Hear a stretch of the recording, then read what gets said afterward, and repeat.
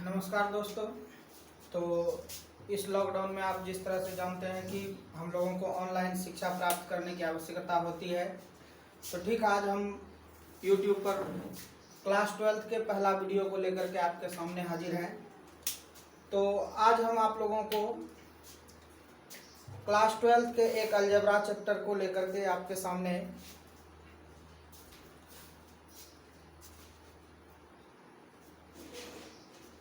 हाजिर हैं, जिसको कि हम लोग मैट्रिक्स के नाम से जानेंगे,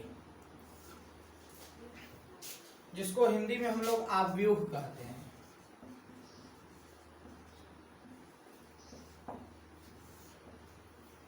तो इस चैप्टर में हम लोग पढ़ेंगे मैट्रिक्स के सारे रूल्स को, प्रॉपर्टीज को। तो उस प्रॉपर्टीज को पढ़ने के लिए हम लोग सबसे पहले हम लोग आव्यूह को जानते हैं कि आव्यूह होता क्या है।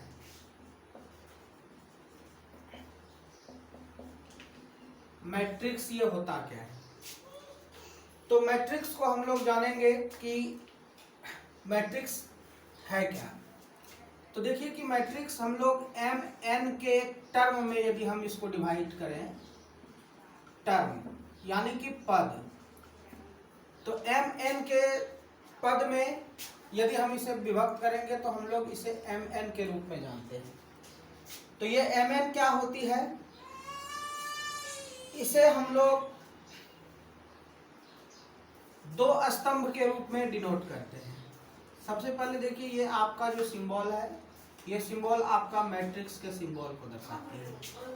उसके बाद ये जो हमने एम एन लिखा, इसे हम लोग ऑर्डर करते हैं। ये कितने ऑर्डर में ये है। मान लीजिए कि हमने यहाँ पर लिख दिया ए बी सी, और फिर इधर से भी ए बी सी, और फिर यहाँ पर मान लीजिए 1 दिया। तो इस प्रकार से जो हम लोगों ने लिखा, तो यह एम एन ऑर्डर ये बताती है कि इसमें कितने रो और कॉलम्स हैं, इसको हम लोग देखते हैं। तो यहाँ पर देखिए आपको यहाँ पर 3 इधर से पंक्ति मिल रही है और 3 पंक्ति इधर से मिल रही है। तो ये जो 3 यहाँ पर है और ये 3 है, तो इसे हम लोग 3/3 के रूप में जानेंगे। तो ये 3/3 के रूप में जो हम लोग जानेंगे, यही 3/3 का एक आव्यूह बन गया। इसे हम डिनोट कर दें A = तो यह हमारा आव्यूह हो गया। तो अब हम लोग इसे परिभाषा के रूप में लिखेंगे। तो परिभाषा के रूप में हम लोग कैसे लिखेंगे, किसी भी वास्तविक संख्या को उसके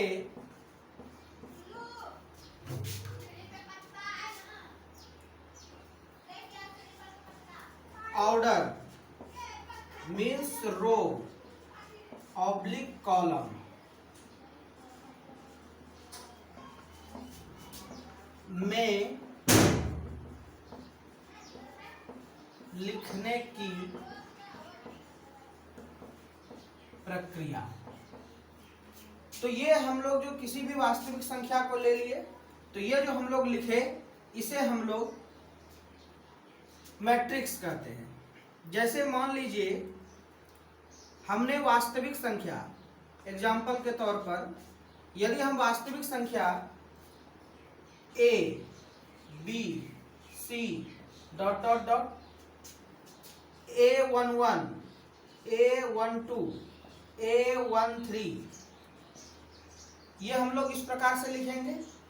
उसके बाद नीचे के तरफ हम लोग बढ़ेंगे, तो हम लोग इसे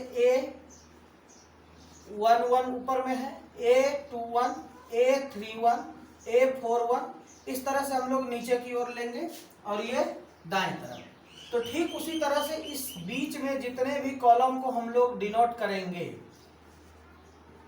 और हम एक सिंबल से इसे बंद कर देंगे, तो यह आपका एक मैट्रिक्स कहलाया। इस मैट्रिक्स को हम लोग किसी भी रूप में, मान लीजिए कि A = हम लिख दिए, तो यह आपका मैट्रिक्स कहलाया। तो इस प्रकार से हम लोग मैट्रिक्स को लिखने के लिए जाने। ये आपका मैट्रिक्स हुआ। अब हम लोग इसको एक दो एग्जांपल के तौर पर देखेंगे कि मैट्रिक्स को हम लोग किस प्रकार से कितने रो कॉलम में। अभी आप यहाँ पर देखिए ये जो लिखे हुए हैं ये क्या है, इस चीज को हम लोग रो कॉलम के रूप में विभक्त करेंगे कि ये रो क्या है कॉलम क्या है, यानी कि mn ये क्या होती है।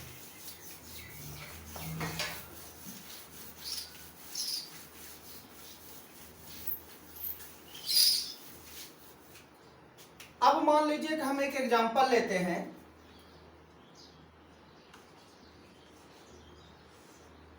A is equal to 2 4 3 6। अब इसका ऑर्डर चेक करना है कि ये कितने हैं। देखिए ये रो है, ये R1 पहला हो गया, ये R2 हो गया, ये आपका कॉलम हो गया, C1 हो गया, ये C2 हो गया। मीन्स 2 इधर से और 2 इधर से, इसको हम लोग 2 बाय 2 का मैट्रिक्स कहेंगे।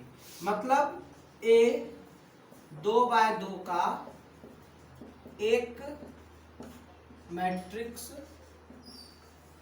है। Means A is a matrix of order 2 by 2। अब यहां पर जो 2 by 2 आपको दिखा, तो ये 2 आपको M और ये आपका N, ये हम कुछ भी ले सकते हैं, मीन्स IJ भी ले सकते हैं, यानी कि AIJ। अब यहाँ पर हम लोग डिफाइन करेंगे कि इसका जगह क्या होती है। इस जगह को हमने कह दिया मान लीजिए AIJ। अब AIJ हमने लिया तो ये क्या हो गया, 2 1 1 है, फिर आपका 4 जो है ये 1 2 है, यानी कि ये आपका क्या कर रहा है M, यानी कि रो। तो यहाँ पर ये रो बढ़ेगा और इधर ये कॉलम बनेगा। तो इस तरह से ये आपका दूसरा कॉलम हो गया। देखिए इधर से ये कॉलम और इधर से रो। तो रो और कॉलम को हम लोग इस प्रकार से डिफाइन करते जाएंगे। जैसे मान लीजिए हम लोग इसी में से हम लोग निकालना चाहते हैं A12 रो कॉलम। तो यहाँ पर देखिए पहला रो लेना है, दूसरा कॉलम, पहला रो का दूसरा कॉलम, ये हो गया आपका यानी कि 4। इस तरह से हम लोग इसमें जानेंगे कि ये किस जगह का कौन सा एलिमेंट है, यानी कि ये इसके अंतर्गत जितनी भी चीजें हम लोग लिखेंगे उसे एलिमेंट कहेंगे। जैसे मान लीजिए B लिखे 4 6 3 9, तो ये B का सारा एलिमेंट हो गया। एलिमेंट यदि हम लोग कहें कि एलिमेंट कौन सा है, तो वो आपका हो गया 4 6 3 और 9, ये एलिमेंट हो गया B मैट्रिक्स का। ऑर्डर यदि हम कहें तो ये 2 बाय 2 का ऑर्डर हो गया। तो हम लोग अभी मैट्रिक्स जाने कि मैट्रिक्स क्या है।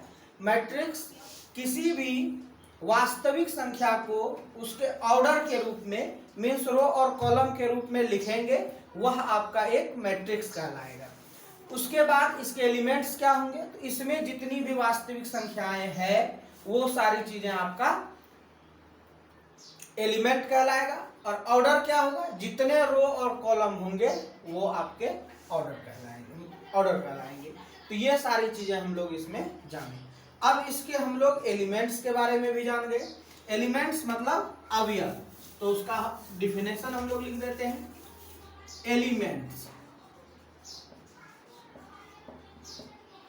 एलिमेंट्स हो गया आपका किसी भी मैट्रिक्स के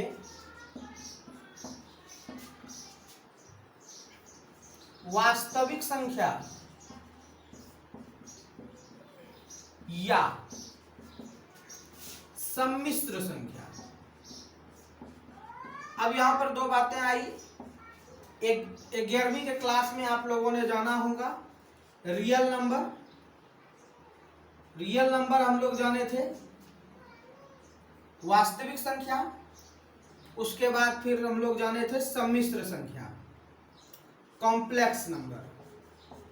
तो कॉम्प्लेक्स में आ जाएगा आपका जितना भी काल्पनिक संख्याएं वाली होगी, तो जितनी भी ये ऑर्डर होगी, चाहे वह वास्तविक की हो या सम्मिश्र की हो। सम्मिश्र संख्याएं का हम लोग एक एग्जाम्पल याद करते हैं ए प्लस आई बी, जहां पर ए आपका रियल दर्शा रहा है और ये आपका इमेजिनरी दर्शा रहा है, और इसी दोनों को मिला करके हम लोगों ने कॉम्प्लेक्स नंबर पढ़ा था। कॉम्प्लेक्स नंबर मीन्स सम्मिश्र संख्या। तो जितनी भी संख्याएं इसके अंतर्गत आएगी, चाहे वह रियल नंबर हो चाहे वह इमेजिनरी नंबर हो, वो दोनों को मिला करके चाहे वह कॉम्प्लेक्स नंबर हो, ये सारी चीजें आपका मैट्रिक्स के अंतर्गत आएगी। आज एग्जांपल हम लोग लेते हैं, जैसे मान लीजिए यहाँ 2 है, यहाँ आई हमने दे दिया और यहाँ पर आई दिया और 3 दिया, तो ये जो है ये भी एक 2x2 ऑर्डर का आपका एक मैट्रिक्स बन गया। As for x is equal to, तो यह भी आपका एक मैट्रिक्स हो गया। इस तरह से हम लोग मैट्रिक्स के सभी एग्जांपल्स को समझ गए। अब हम लोग बात करते हैं आगे, रो और कॉलम क्या होती है। तो अभी तो हम लोग रो कॉलम जान रहे थे, तो अब इसमें हम लोग पढ़ेंगे क्षैतिज और लंबवत के बारे में। क्षैतिज और लंबवत को हम लोग जान गए, तो हम लोग रो और कॉलम को जान जाएंगे। चलिए आइए एक एग्जांपल हमने लिया x y z और फिर लिया 2 3 4 5 6 7। ये यहाँ पर देखिए हमने एक 3x3 का हमने एक x मैट्रिक्स लिया। अब हम लोग इसमें सारा चीज समझेंगे। x मैट्रिक्स हो गया, x मैट्रिक्स कितने ऑर्डर का हो गया, 3x3 का। तो पहला चीज हम लोग इसका रिमार्क्स लिख सकते हैं क्या, x is a matrix, order दे देंगे 3x3 का। ये 3x3 का एक मैट्रिक्स हो गया। अब आइए हम लोग इसमें रो और कॉलम को जानते हैं। तो सबसे पहले तो एक चीज क्लियर हो गया कि ये 3x3 का है, तो 3 रो 3 कॉलम होंगे। तो ये हो गया, रो भी 3 हो गई और कॉलम भी 3 हो गई। एक चीज तो क्लियर हो गया। अब यहाँ पर हम लोग बात करेंगे कि रो कौन सी हुई और कॉलम कौन सी हुई। तो देखिए यहाँ पर हम लोगों ने ये जो बताया, ये आपका जो है ये रो दर्शाएगी। ये आपको हमने बताया था R1, ये आपको हमने बताया था R2 और ये आपको बताया था R3। तो देखिए यहाँ पर ये किस रेखा दिशा में है, ये क्षैतिज होती है। जो सीधी दिशा में जाए वो क्षैतिज होती है। मीन्स क्षैतिज दिशा में जो पंक्ति होगी, क्षैतिज पंक्ति, क्षैतिज रेखा में आने वाले पंक्ति को हम लोग कहेंगे रो। और जो लंबवत, देखिए ये लंब है, ये लंबवत जो आपको दिख रही है ये कॉलम है। तो रो पहला जो हो गया, R1 की यदि हम एलिमेंट्स को लिखें तो x y z, उसके बाद R2 को जब हम लिखेंगे तो वो हो जाएगा 2 4 6, और R3 को जब हम लिखेंगे तो वो हो जाएगा 3 5 7। ये हो गया आपका R1 R2 R3। अब हम लोग C1 C2 को लेते हैं। C1 हो गया आपका x2 3, C2 हो गया आपका y4 5 और C3 हो गया आपका z6 7। ये इस दिशा में रो और इस दिशा में कॉलम। ये आपका रो और कॉलम क्लियर हो गया। अब हमें उम्मीद है कि आपको किसी भी तरह की परेशानी नहीं होगी। यदि आपको परेशानी होती है तो आप हमारे कमेंट बॉक्स में कमेंट कर सकते हैं। उसके बाद हम लोग इसके कोटि को भी बताए थे। ऑर्डर का हिंदी होता है कोटि। कोटि के भी बारे में हम बता दिए थे। यदि हम मान लीजिए कि लिखते हैं 2 4 3 4 2 6, ये हमने लिखा, तो ये देखिए रो आपका कितना है, रो 1 है, रो 2 है, लेकिन इसमें कॉलम देखिए कितनी है, आपको कॉलम इसमें 3 नजर आ रही है। तो इसमें हो गया आपका C1 C2 और C3, 3 कॉलम हो गई। तो ये 3 कॉलम है और रो 2 है, 2/3 आपको मिल जाएगा ये। तो ठीक उसी तरह से हम लोग इसको अलग अलग करके हम लोग जाने कि ये क्या है, ऑर्डर क्या है। उसके बाद हम लोग यदि हम लिखते हैं 2 4 3 6 3 9, अब यहां पर देखिए रो इस बार कितनी हो गई, R1 R2 और R3, लेकिन इसमें कॉलम कितनी है, कॉलम 1 कॉलम 2, ये 2 कॉलम हो गई और ये 3 रो हो गई। तो रो और कॉलम हम लोग समझ गए, उसका ऑर्डर भी समझ गए। क्या है वो ऑर्डर। इस तरह से हम लोग इसके ऑर्डर को भी समझ गए। अब आइए हम लोग जानते हैं कुछ मैट्रिक्स के प्रकार को, टाइप्स ऑफ मैट्रिक्स।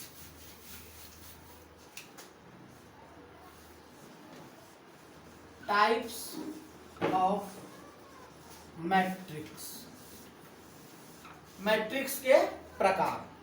तो मैट्रिक्स के प्रकार को हम लोग जानते हैं। तो पहला हम लोग लेते हैं स्क्वायर मैट्रिक्स।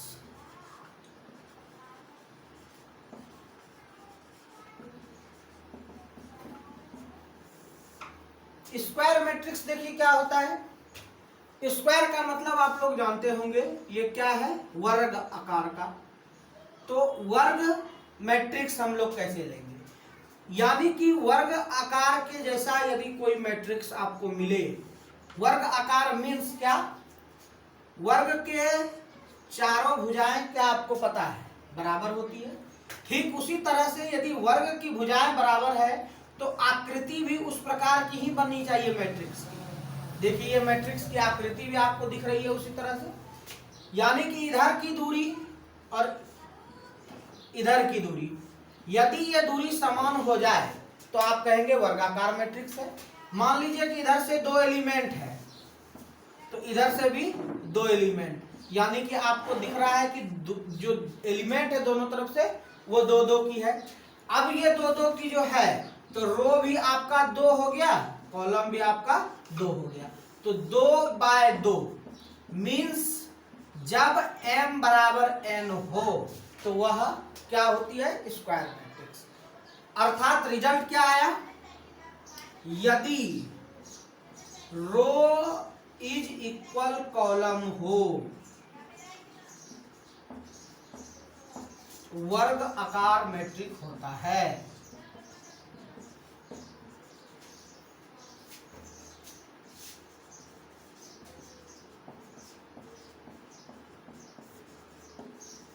क्लियर। मान लीजिए कि 3/3 का भी रो मैट्रिक्स हो सकता है, इसको स्क्वायर मैट्रिक्स कहते हैं। जैसे ये देखिए हम लोगों ने लिखा 1 1 1 1 1 1 और 1 1 1, ये हमने एक मैट्रिक्स लिखा। तो इधर से भी देखिए इसका ऑर्डर क्लियर है, 3/3, ये क्या हो जाएगा, स्क्वायर मैट्रिक्स। तो स्क्वायर मैट्रिक्स के बारे में आप लोग समझ गए होंगे। अब आइए हम लोग एक पढ़ते हैं रेक्टेंगुलर मैट्रिक्स, आयताकार मैट्रिक्स।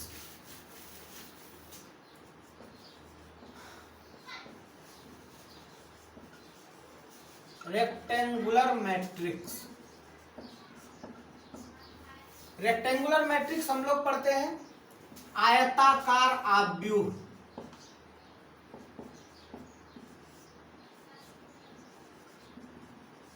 आयताकार आव्यूह देखिए क्या होता है, जब आपको लगे कि यह आयत के रूप का हो। आयत के रूप का मीन्स यदि 2 3 4 5 6 7, क्या है ये, यदि रो और कॉलम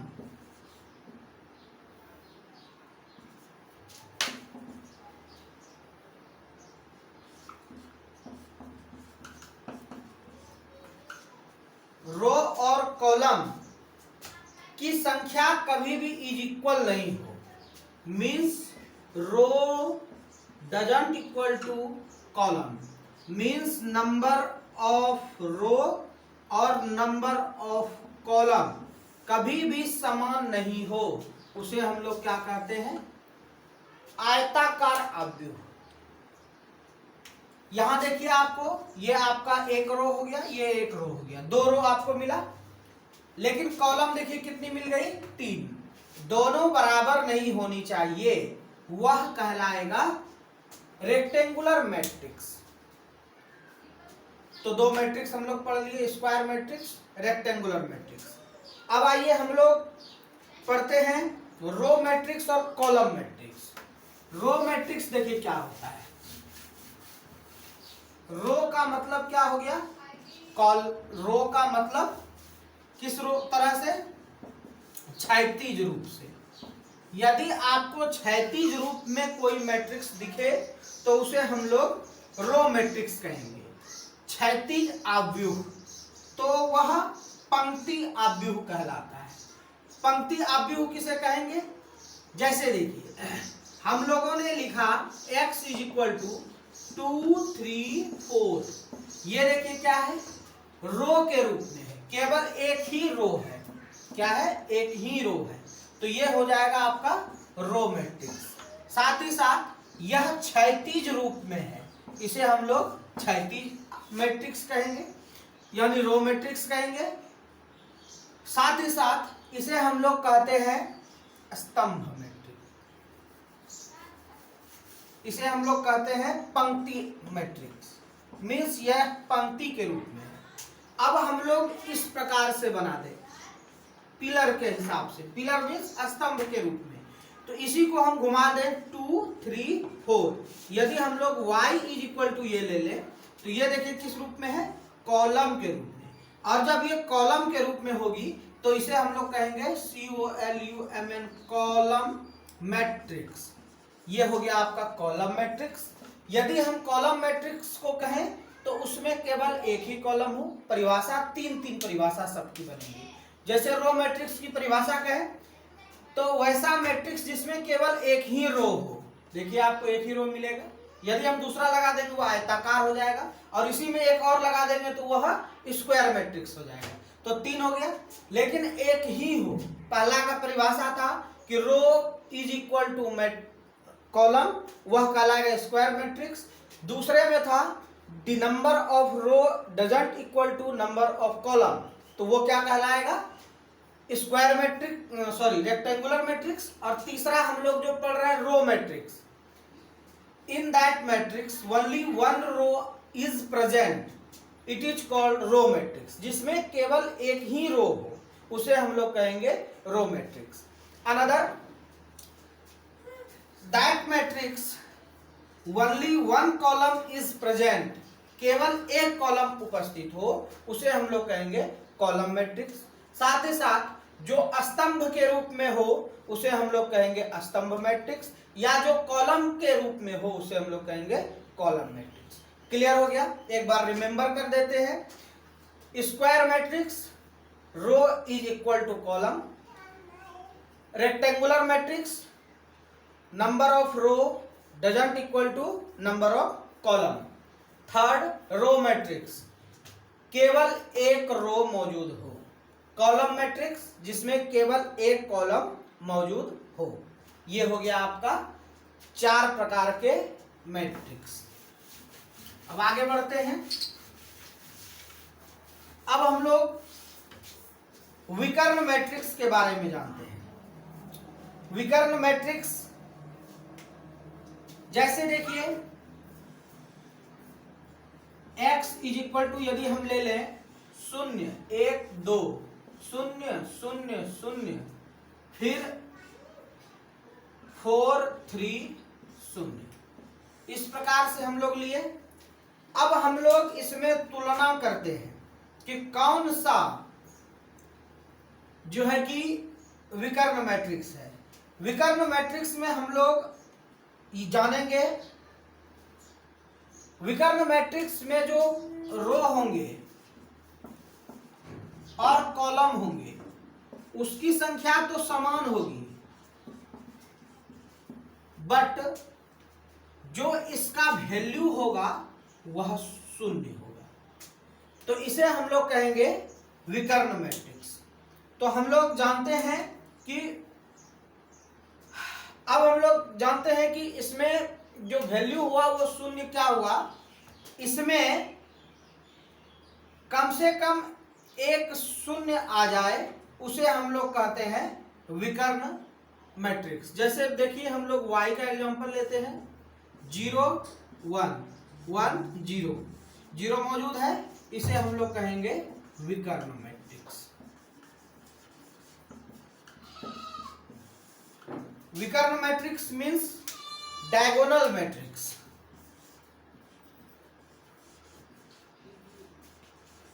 ये हो गया आपका डायगोनल मैट्रिक्स। आगे बढ़ते हैं। अब आपको मिलेंगे अदिश मैट्रिक्स। अदिश और सदिश हम लोग इसमें जानते हैं। कौन से अदिश मैट्रिक्स होंगे, कौन से सदिश मैट्रिक्स होंगे। तो देखिए हम लोग अदिश मैट्रिक्स के बारे में जानते हैं। देखिए यहां पर जो भी अदिश और सदिश, ये आपका हुआ स्केलर और ये हो गया आपका वेक्टर। तो स्केलर एंड वेक्टर के बारे में हम लोग जानते हैं, इसके बारे में हम लोग 11वीं में पढ़ ही चुके हैं। इसमें केवल परिमाण होगा, इसमें परिमाण और दिशा दोनों होगा। तो जैसे हम लोग दिशा का एक एग्जांपल लेते हैं आई, ये यहां ऊपर में हम लोग एक वेक्टर लगा दिए, और इसका एक एग्जांपल लेते हैं 1 4 3 etc, यानी कि जिस मैट्रिक्स का मान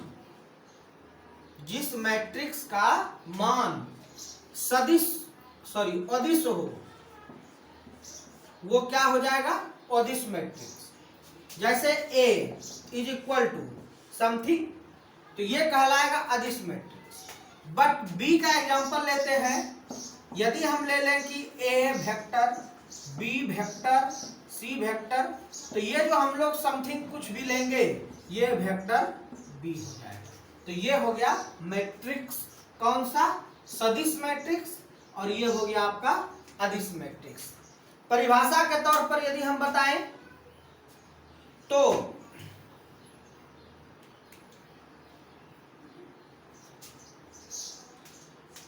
जिसका कि मान अदिश वेक्टर के रूप में, अदिश मैट्रिक्स के रूप में हो वह अदिश वेक्टर, जिसका सदिश वेक्टर हो वो सदिश वेक्टर।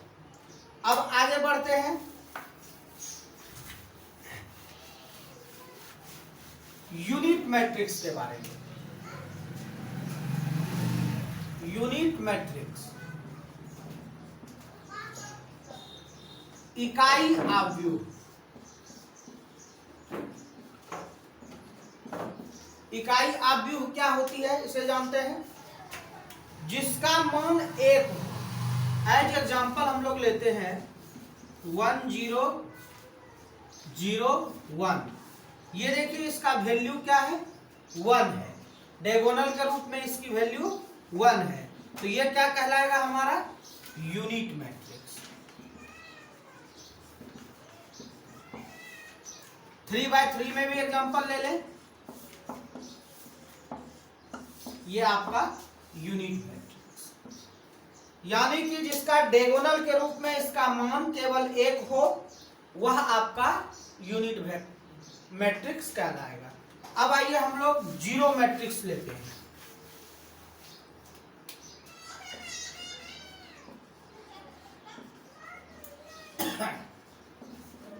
जीरो मैट्रिक्स शून्य आव्यूह,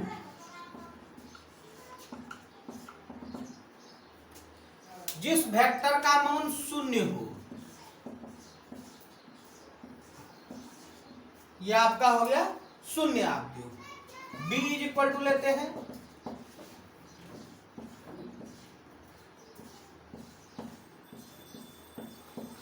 ये आपका 2x2 ऑर्डर का शून्य, ये 3x3 ऑर्डर का शून्य।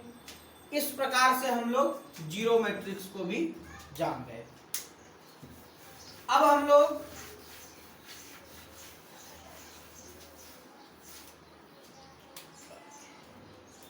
कॉम्परेबल मैट्रिक्स के बारे में जानते हैं। तुल्य मैट्रिक्स, तुल्य आव्यूह,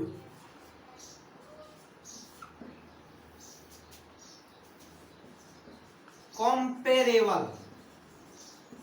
तुल्य मैट्रिक्स।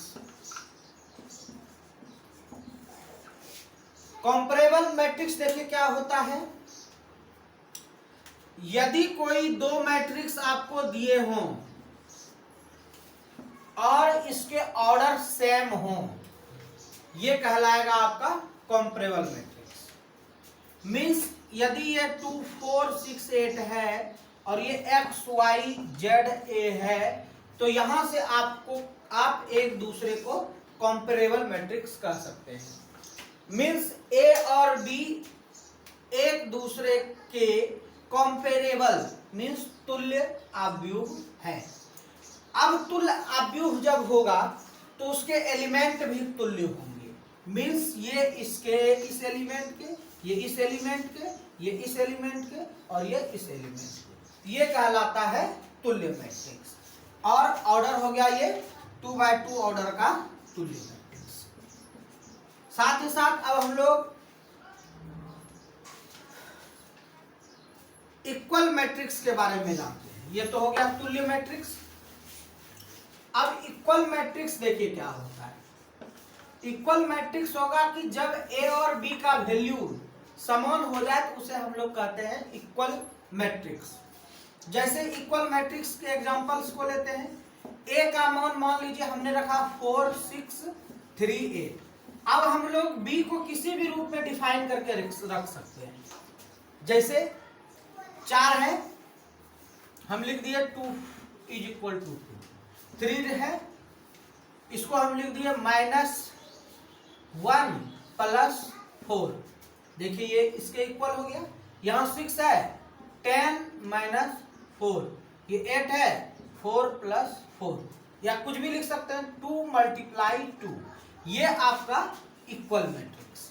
ऐसे तो समान हम लिख सकते हैं जैसे 1 2 3 4 और बी का भी मान लिख दिए कि 1 2 3 4। तो ये इक्वल मैट्रिक्स हो गया। लेकिन हम इसी को किसी भी रूप में लिख रहे हैं तो भी वह इक्वल मैट्रिक्स। यानी कि यदि किसी दो मैट्रिक्स के सभी एलिमेंट समान हो वह कहलाएगा आपका इक्वल मैट्रिक्स। साथ ही साथ उसका ऑर्डर भी इक्वल होनी चाहिए। ऑर्डर इक्वल हो जाएगा जैसे 2x2 का ऑर्डर, यहाँ पर ऑर्डर भी इक्वल, उसके अंदर जो भी एलिमेंट्स है वो भी इक्वल। ये दोनों जब इक्वल हो जाएंगे तो ये कहलाता है आपका